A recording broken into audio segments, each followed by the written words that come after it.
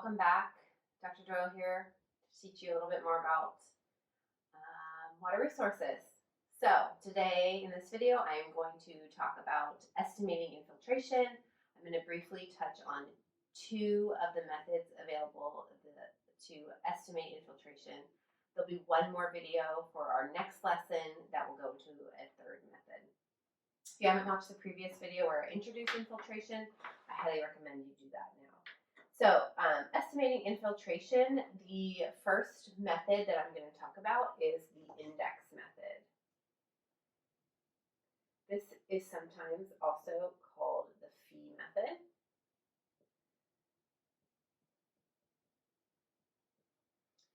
This method is the simplest.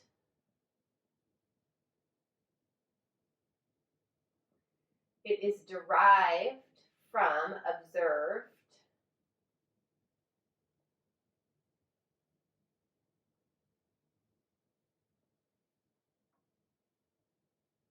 rainfall and runoff. So you have to be able to measure both your rainfall and your runoff from a particular watershed in order to apply this method.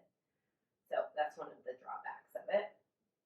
And what this does is it gives a fee index as a level of intensity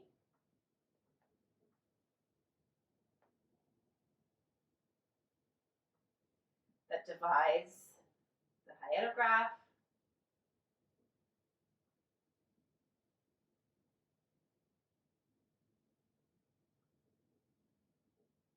into runoff and infiltration.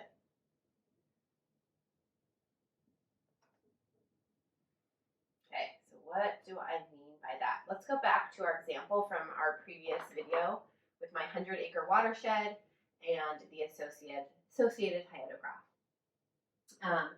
We already calculated that there were 15 total inches of rain that fell based on this hyetograph, which was 125 acre feet. And we were then told that the direct runoff, which is the precipitation minus the infiltration, was actually 60 acre feet. This is equal to 5.76 inches of water, which means for this particular storm in this watershed, the infiltration was the remainder of the 15 inches or 9.24 inches. Okay, so just keep that in mind. So what that means with this fee index is that I need to somehow divide up this hyetograph so that 9.24 inches will infiltrate and 5.76 inches will be shown as runoff. And so what the fee index method does is it just assigns some value, which we will calculate, and we'll do a more in-depth example together in class. And everything below that line is going to infiltrate. Everything above will be runoff. Simple example here. Let's just say that my fee index is 1. If my fee index is 1, thank you, Mr. Orange Marker. This is not very good to scale. Let's just say my fee is 1 inch per hour. Okay. Anything below that is going to be infiltration. So we'll have 1 inch of rain in that first hour, another inch of rain of water from the storm, so rain. So 1 inch in each of the hours is going to infiltrate for a total amount of infiltration of 5 inches. And then everything above, so we'll have another inch here, there's 3 inches up here, there's 5 inches here, and another inch here, and all of this will become runoff. So this is my total runoff. This will be my infiltration. So this does not match these numbers here, and so my fee index in this case is too small. So trial and error, I'm going to increase my fee index.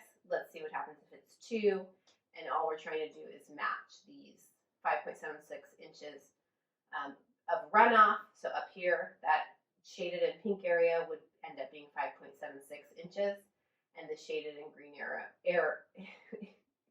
area would be 9.24 inches.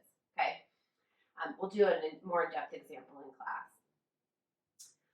Once you get a fee index, you can apply it to another storm only in this watershed. And really, the storm that you apply it to should be similar to the one that it was derived in.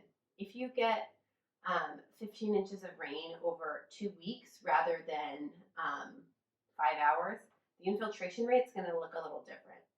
And we'll talk all about that with the more complicated methods. But to just get an estimate, and if you have available for you in a watershed, direct runoff calculation for a storm, and you measured accurately the total rain that fell, and you can apply this method. And I like to use this just to be able to draw this picture to show. Okay, the next method I'm going to introduce here, and again we'll do a really good example together in class, is the Horton model. Okay, so the index method, now the Horton model. This is an empirical relationship. Don't be scared of empirical calculations.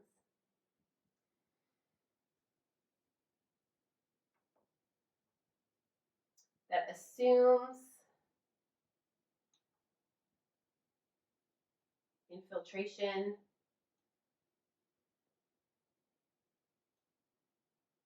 begins at some rate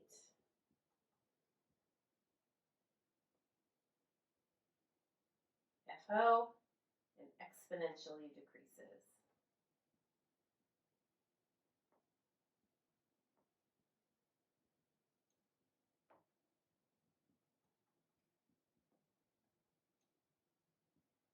So this has a fun equation associated with it that says the infiltration, remember F, at any time t is equal to F of O, that initial infiltration, minus F of C, which is the minimum infiltration. F of O is the initial, and then e to the negative kt plus F of C.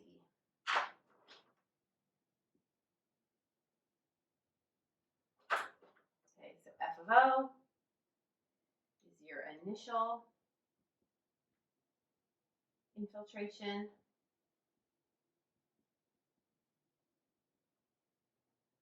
FC is your minimum infiltration.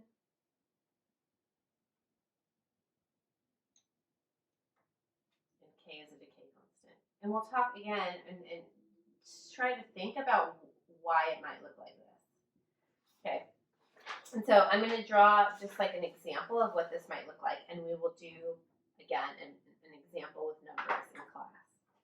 So what this looks like is it has some initial infiltration up here, and then it decreases exponentially to some value. So this is my FO up here, and this is my FC.